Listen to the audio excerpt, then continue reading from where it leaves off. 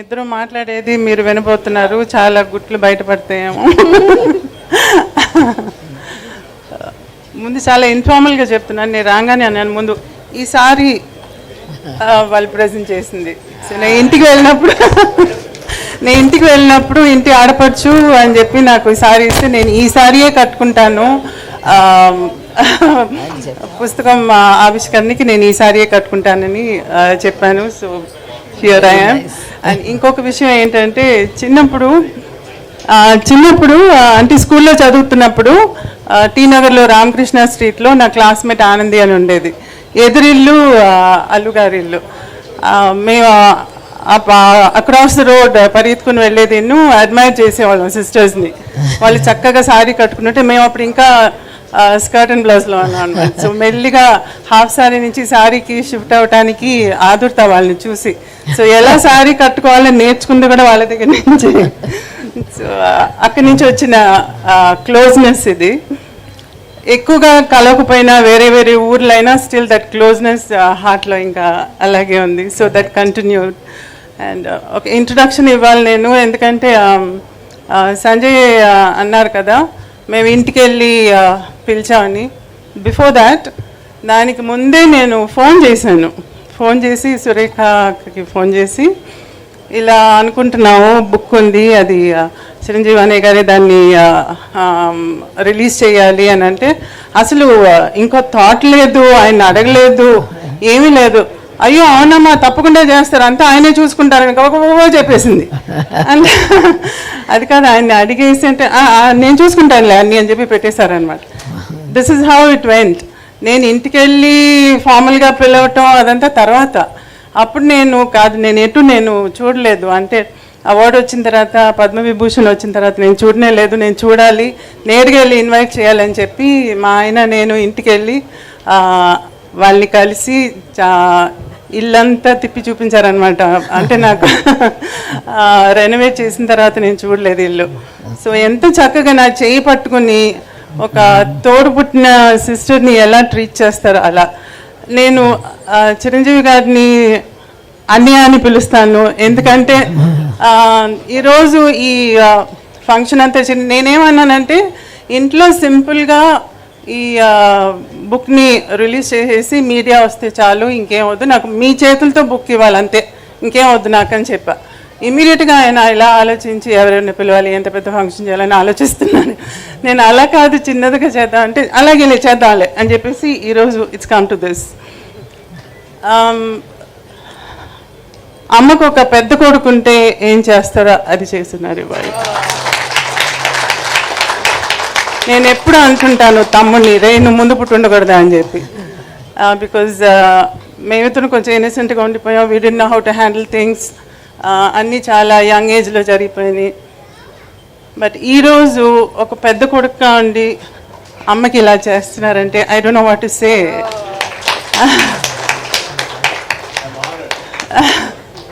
So thank you so much. I have no words. ఇంకా మీరు అడిగితే నేను సమాధానం చెప్తాను. నాకు తెలిసిన విషయం ఏంటంటే సురేఖ గారు మెగాస్టార్ చిరంజీవి గారి మీద పెత్తనం జలాయిస్తారని తెలిసిపోయిందో ఇంట్లో. అది ఆయనకి సావిత్రమ్మ గారి మీద ఉన్న ప్రేమ నాకు తెలుసు కాబట్టి వెంటనే ఎలాగన్నా ఒప్పుకుంటారని చెప్పేశాను. నాకు అన్ని విషయాలు కాదు, నాకు ఇలా మాట్లాడడం, స్టేజ్ మీద నుంచోవడం, కూర్చోవడం ఇవన్నీ కూడా చాలా కొత్త, ఇప్పుడు చేయలేదు. కానీ చాము నీ కోసం అయితే ఓకే కూర్చుంటాను, మాట్లాడతాను. అమ్మ కోసం మీరిద్దరూ ఏమైనా చేసేటట్టుకున్నారు. ముందు మీరిద్దరూ కలిసి స్టేజ్ మీద ఇలా ఫంక్షన్స్కి రావటం కూడా చాలా తక్కువ అని విన్నాను నేను. అటువంటిది ఈరోజు మన ఇద్దరం కూర్చొని మాట్లాడేటట్టుగా కూడా చేస్తున్నారంటే దట్ ఎక్స్ప్లెయిన్స్ ఎవ్రీథింగ్. స్టేజ్ మీద సో దట్స్ లవ్లీ. నువ్వు నేను చిన్నప్పటి నుంచి తెలిసిన మధ్యన ఒక ఫ్రెండ్ ద్వారా ఇద్దరం కలుసుకునేవాళ్ళం. సో మీ ఇంటికి వచ్చి తిరిగేంత చనువు అప్పుడు లేదు నాకు, కానీ అమ్మ గురించి చాలా తెలుసుకోవాలని ఉండేది. అది నాకు ఈరోజు ఛాన్స్ వచ్చింది. So I want to ask you some things.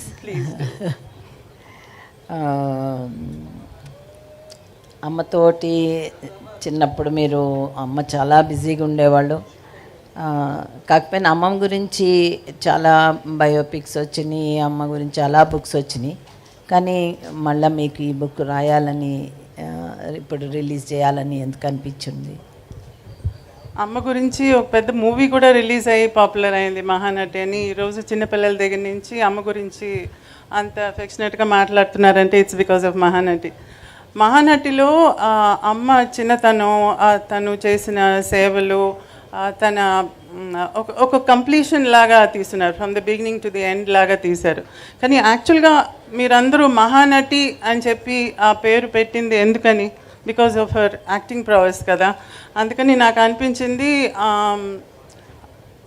అమ్మ ఫిల్మోగ్రఫీ లాగా ఒక బుక్ ఉండాలి, వేర్ తను చేసిన ఇంపార్టెంట్ ఫిల్మ్స్ అన్నీ ఒక రికార్డ్ లాగా ఉండాలి ఒక బుక్లో.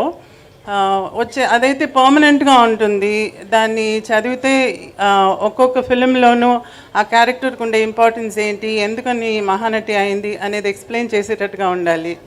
అండ్ ఊరికే చదవటం అందరు చదవరు, ఈరోజు మనకి విజువల్స్ కావాలి.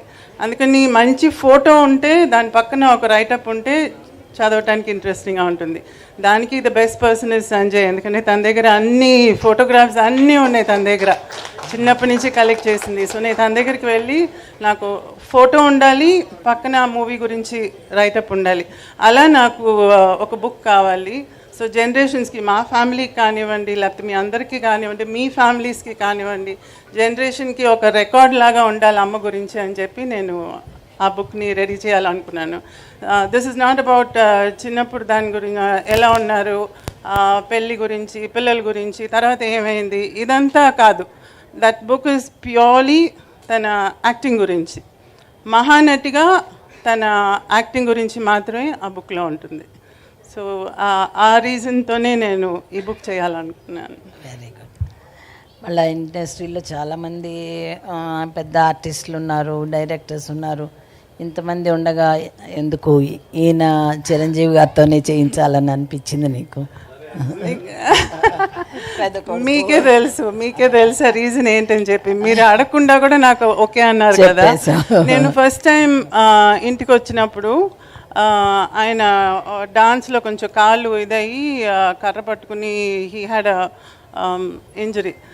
పైనుంచి నేను వచ్చానని తెలిసి ఆ కర్ర పట్టుకుని మెట్ల మీద నుంచి దిగొస్తున్నారు. అయ్యో ఏంటి కర్ర అని అంటే, వచ్చిన యాక్సిడెంట్ అయిందిలేమా, ఏం లేదులే అని అన్నారు.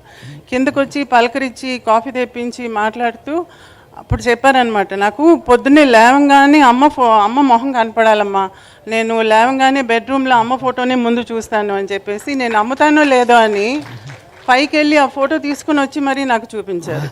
So who does that? See genuineness అంటే your thought, word and deed should be the same.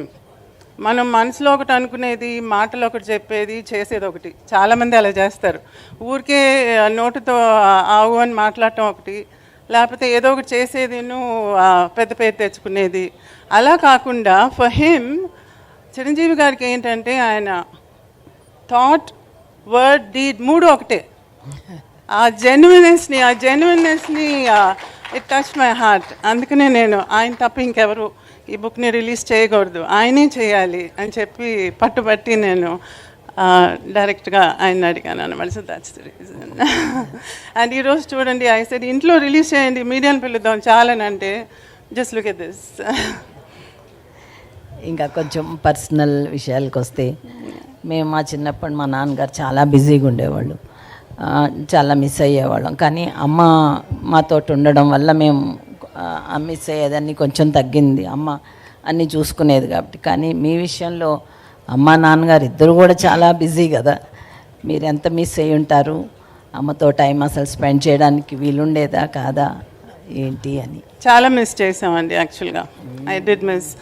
ఎందుకంటే నేను స్కూల్కి వెళ్ళేటప్పుడు స్కూల్లో వచ్చి పేరెంట్ టీచర్స్ మీటింగ్ ఉంటుంది. పేరెంట్ టీచర్స్ మీటింగ్కి అంతా అందరు పేరెంట్స్ వస్తారు కానీ నాకు పేరెంట్స్ రారు, ఎందుకంటే వస్తే జనం వచ్చేస్తారు. She can come. అది నాకు అప్పుడు అర్థమయ్యేది కాదు. అందరికి వస్తారు, నాకు రారు అని అనిపించేది. తర్వాత ఎవరైనా ఇంటికి వెళ్తే అమ్మ వచ్చి తలదువి జడలేయటం ఇవన్నీ చూస్తున్నప్పుడు నాకు జడేయట్లేదు రోజు నాకు స్కూల్కి వెళ్ళేటప్పుడు అని అనుకునేదాన్ని. నాకు నర్స్ ఉండేది, తను చేసేది, లేకపోతే అమ్మమ్మ చేసేది. నేను స్కూల్ నుంచి ఇంటికి వచ్చినప్పుడు నాకు టిఫిన్ పెట్టడం కానీ అవన్నీ మా అమ్మ ఉండేది కాదు.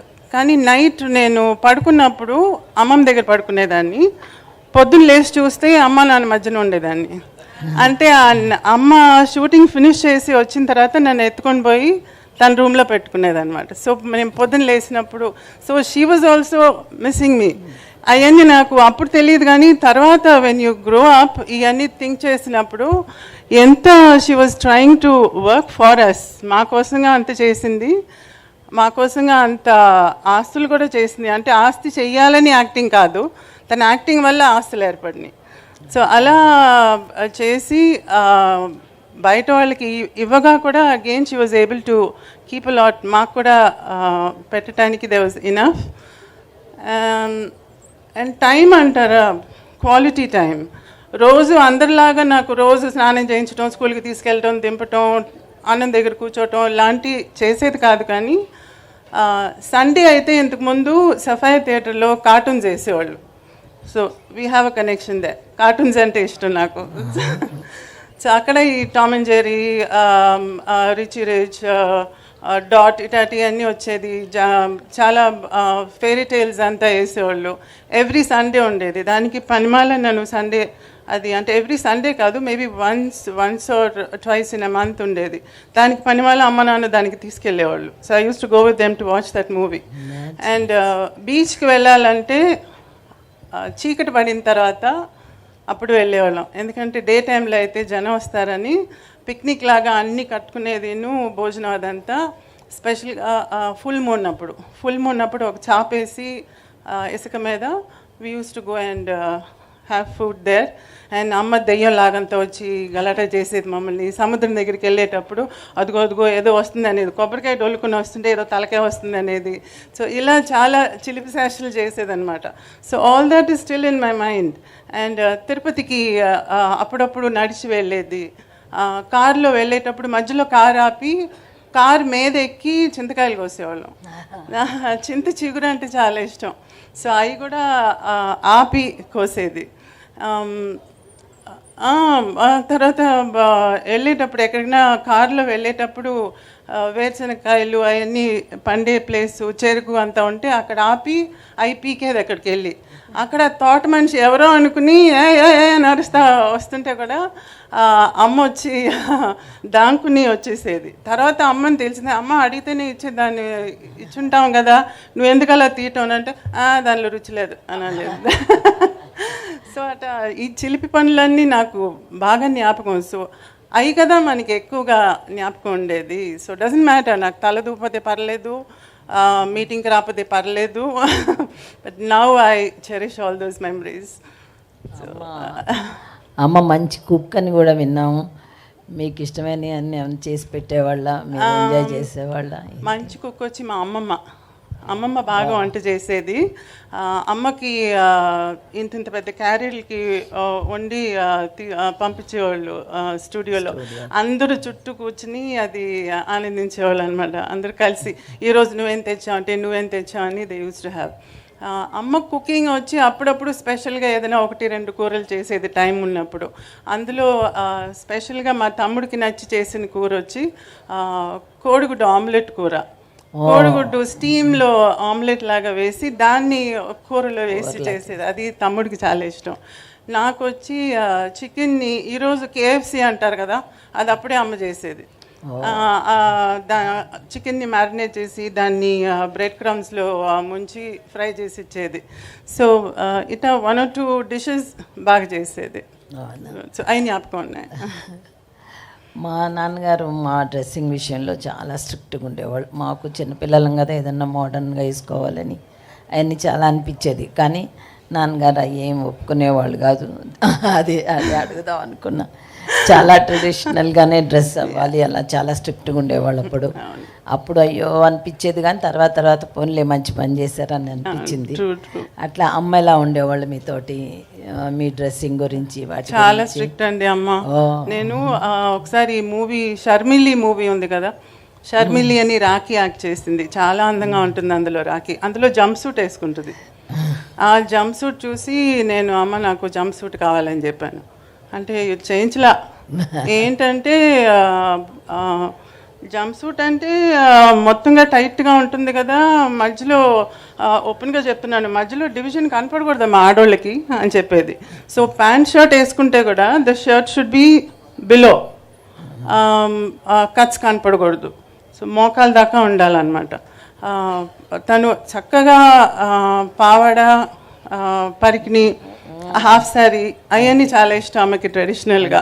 సో అవి ఎక్కువగా నాకు అలవాటు చేసింది, సారీస్ అలవాటు చేసింది, సారీ డిజైన్ చేసేది. అమ్మ సారీస్ కూడా చాలా ఉండేవి కదా, ఆ సారీస్ని కూడా మళ్ళీ తిరిగి నాకు హాఫ్ శారీకి స్కర్ట్స్కి అంతా కుట్టించేది. సో ఆ ట్రెడిషనల్లీ తనకి బాగా ఇష్టం. ప్యాంట్ షర్ట్ అంతా పెద్దగా లేదు, కానీ నేను కొంచెం మా నాన్న దగ్గరికి వెళ్ళి కొంచెం అలా అడిగి అన్నట్టు కొనుక్కునేదాన్ని ఆశకి. బట్ షీ నెవర్ అప్రూవల్ లేదు. అంతే అన్నమాట. మళ్ళీ ఎవరైనా పిల్లలు కుక్క పిల్లల్ని, పిల్లి పిల్లల్ని ఎవరన్నా అడుగుతారు, నువ్వేమో పాములంటే ఇష్టం అని చెప్పేదన్నమాట. దానికి అమ్మ నీకు పాములంటే ఎంత ఇష్టమో తెలుసుకొని రోజు పాములోని ఇంటికి పిలిపించి ఆ పాము పిలిపించి నీకు చూపించేవాళ్ళట. నిజమేనా? అవును. అది ఏమైందంటే నీ మీద ఎంత ప్రేమ, నీకు ఏది కావాలంటే చెయ్యాలని అమ్మకి. నాకు ఇంతకుముందు ఇళ్ళకి వచ్చేవాళ్ళు, మీ అందరికీ కొంతమందికి తెలిసి ఉంటుంది, ఇళ్ళకి మ్యాజిక్ షో చేసుకుంటూ వచ్చేవాళ్ళు. పావుని మెడ మీద తగిలించుకుని బుట్ట అంతా తీసుకుని వచ్చి ఇంట్లో మ్యాజిక్ చేసేవాళ్ళు. దాన్ని ఏమంటారు, కీరిపుల్లనే ఉంటారు, సారీ మై తెలుగు, మంగూస్ను పాము తీసుకుని వచ్చి దాన్ని ఫైట్ చేయటం అంతా చూపించేవారు. ఒక చిన్న పిల్లని తీసుకుని వచ్చేవాడు, ఆ పిల్లని బుట్టలో పిలేసి కాసేపటికి బుట్ట తీస్తే ఆ పిల్ల ఉండేది కాదు. ఈ మ్యాజిక్ అంతా మా ముందు చేసేవాళ్ళు అనమాట ఇంటికి వచ్చి. అప్పుడు అమ్మ వాళ్ళకి ఏదైనా డబ్బులు ఇచ్చేది. అందులో నాకు అట్రాక్ట్ అయ్యేది ఏంటంటే పాము. ఆ పాము అలా పోయేది, దాన్ని తీసి మేడ మీద వేసుకునేది, అటు పెట్టేది, మాయం చేసేది, అంతా చేస్తుంటే నేను తాకొచ్చా పావుని అని అడిగా. తాకొచ్చు, అది పర్వాలేదు అన్నారు. అది దాంతో ఆడుకుంటూ దాన్ని మేడ మీద వేసుకుంటూ అవన్నీ ఆడుకుంటూ ఉంటాం చూసి రేపు కూడా వస్తావా అని అడిగా. అలా ఊరికూరికే వాళ్ళని పిలుస్తుంటే అమ్ముండి సరే నువ్వు వారానికి ఒకసారి వీకెండ్లో వచ్చి కాసేపు మ్యాజిక్ చేసి పాపకి ఆడిచ్చేసి వెళ్ళు అని చెప్పి అన్నారనమాట. సో అలా పాముతో ఆగలేదు. మేము కొడైకెనాల్కి వెళ్ళినప్పుడు అక్కడ పుదుకోట రాజా అని ఉన్నారు, ఆయన వేటకి వెళ్ళి పులినంత వేటాడి వచ్చాడు.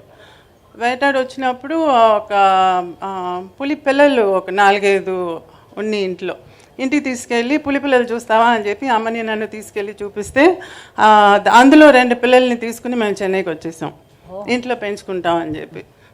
ఒక 2 వీక్స్ ఉండింది మా దగ్గర, మేము బాగా ఆడుకున్నాం పులి పిల్లలతో. దాని తర్వాత నాన్న షూటింగ్ నుంచి తిరిగి వచ్చి తిరిగి పంపించేశారు. అయ్యేం అలాగే ఉంటాయి అనుకుంటున్నారా, పెద్దవి అవుతాయని. కాదు, మేము పెంచి దాన్ని పెట్ చేసి డాగిలాగా చేసేస్తామంటే నథింగ్ డూయింగ్ అని పంపించేసి నేను భోజనం చేయకుండా ఒక వారం ఉండి.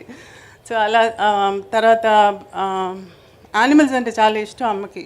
కుందేళ్ళు ఉండేది ఇంట్లో, నెమలు ఉండేది, అండ్ దెన్ చాలా యానిమల్స్ ఉండేవి. కుక్కలు అయితే అసలు లెక్కేలేదు, పిల్లులు లెక్కేలేదు, పక్షులు ఉండేవి, ఫిష్ ఉండేది, ఫిష్ పాండ్స్ అవన్నీ ఉండేవి. సో ఒక చిన్న జూ ఉండేది ఇంట్లో. అండ్ ఇంకొక మాట, ఇంట్లో ఇంతమంది అమ్మ నాన్న ఆర్టిస్టులు, అక్క రేఖ కూడా ఆర్టిస్టు, ఇంతమంది ఉండగా నీకు ఇప్పుడు యాక్ట్ చేయాలని అనిపించలేదా? అసలు అమ్మని అడిగావా? నీకే ఆ కోరిక ఏమన్నా? ఎందుకనో అనిపించలేదు, నాకు హౌస్ వైఫ్గా ఉండాలని ఉండేది. నేను స్కూల్లో కూడా అందరూ టీచర్స్ వచ్చి నువ్వేమవుతావు అంటే ఒకరు నేను డాక్టర్ అంటే, ఇంజనీర్ అంటే, నర్స్ అంటే, ఎయిర్ హోస్టెస్ అంటే అలా చెప్పేవాళ్ళు. కానీ నాకు హౌస్ వైఫ్గా ఉండాలని ఉండేది. ఎందుకంటే నాకు ఇల్లు చూసుకోవటం, పిల్లల్ని పెంచడం, ఇదంతా మేబీ బికాజ్ నేను ఆ పార్ట్ అమ్మ దగ్గర కొంచెం మిస్ చేశాను కదా, అందుకని నేను వచ్చి నా పిల్లలకి అలా ఉండాలి అని అనిపించేది నాకు. సో ఐ డిసైడెడ్ అప్పుడే I'm a house wife. And ఈరోజు హౌస్ వైఫ్ అని చెప్పకూడదు, హోమ్ మేకర్ అని చెప్పాలి. అదేదో ఇంటీరియర్ డెకరేటర్ లాగా హౌస్ వైఫ్ ఏనంటే అది house wife is a housewife అంతే, హోమ్ మేకర్ అంతా ఏం కాదు. సో ఆ వైఫ్గా ఉండటానికి యూ షుడ్ ఫీల్ ప్రౌడ్, దానిలో తప్పేం లేదు. So if anybody is a housewife, please say your a housewife, don't say I'm just a housewife అంటారు. No no no no, I'm a housewife అంతే, you are the queen of the house. So అదే నేను ఇంకా లాస్ట్లో అడుగుదాం అనుకున్నాను కానీ నువ్వు ముందే చెప్పేసావు. 18 ఏళ్ళకే నీకు పెళ్లి చేశారని. అప్పుడు అందరం అయ్యో 18 ఏళ్ళకి చేసేస్తున్నారు అలా అనుకునేవాళ్ళము. నీ దగ్గర నుంచి ఏమన్నా అమ్మతోటి ఏమన్నా రెసిస్టెన్స్ ఉండేదా? కానీ అమ్మ చెప్పినట్టు 18 ఏళ్ళకి 18 కాదండి 16. 16? అమ్మో. 16 ఏళ్ళప్పుడు అమ్మకి హెల్త్ అంత బాగుండలేదు. సో అమ్మ ఫెల్ట్ లిటిల్ రెస్పాన్సిబుల్, పిల్లల్ని సెటిల్ చేయాలని. తమ్ముడు చాలా చిన్నోడు, సో నన్ను ముందు సెటిల్ చేస్తే ఆటోమేటిక్గా తమ్ముడిని కూడా చూసుకుంటాను అని చెప్పి మా మావయ్య కొడుకు, అంటే మాకు అత్త కొడుకు, how do I say, we're third cousins అనమాట, మా ఆయన గోవిందరావు. సో ఆయనకి ఇచ్చి నన్ను పెళ్లి చేసుకుంటే ఆయన నన్ను చక్కగా చూసుకుంటారు, ఫ్యామిలీలో ఉండే ఆయన అని తొందరగా పెళ్లి చేసింది. I like him, I mean ఆయన చాలా ప్రొటెక్టివ్గా ఉండేవారు, వస్తూ పోతూ ఉండేవారు, నేనంటే చాలా ప్రొటెక్టివ్గా ఉండేవారు. అందుకని పెళ్లి చేసుకుంటే ఆయనతో ఉండేసి నాకు ఆ టైంలో ఇది లేదు కదా, పెళ్లి చేసుకుంటే హాయ్ స్కూల్కి పోవక్కర్లేదు, హోంవర్క్ లేదు, చదవక్కర్లేదు, ఎగ్జామ్ పని లేదు, జాలీగా ఉండొచ్చు పెళ్లి చేసుకుని అని చెప్పేసి అనుకున్నాను అనమాట. కానీ పెళ్లి చేసుకుని పిల్లలు కానీ took care of the child. 2 years తర్వాత మా నాన్న వచ్చి చెవి తిప్పి కాలేజ్కి వెళ్ళు చదువు అని చెప్తే అప్పుడు మళ్ళీ చదవటం మొదలుపెట్టాను. So after my child was Born నేను డిగ్రీ ఫినిష్ చేశాను. అమ్మ చనిపోయేటప్పటికి 45-46 years అనుకుంటా. అంత ఎర్లీ ఏజ్లోనే అమ్మని మిస్ అవ్వడం నీకు మెంటల్గా ఎట్లా అనిపించింది? నాన్నగారితో నీ రిలేషన్షిప్ ఎట్లా ఉండేది ఆ తర్వాత? చాలా హారబుల్ అండి, ఎందుకంటే అమ్మ కోమాలో పోయినప్పుడు I was doing my BA final year exam. Last ఎగ్జామ్కి ముందు ఒక 3 days గ్యాప్ ఉన్నప్పుడు నాకు ఇలా కోమాలో పోయినట్టుగా తెలిసిందనమాట. సో ఆ టైంలో నేను వెళ్ళి అమ్మని చూసి తిరిగి వచ్చి, దాని తర్వాత 19 months going to the hospital and coming, అది వెళ్తూ వస్తూ అమ్మని చూడటం, అది that I don't even want to think about it. అది అసలు తుడిపేద్దాం. సో దాని తర్వాత కానీ తమ్ముడిని చూసుకోవటం, అది నాన్న టుక్ అప్ ద రెస్పాన్సిబిలిటీ.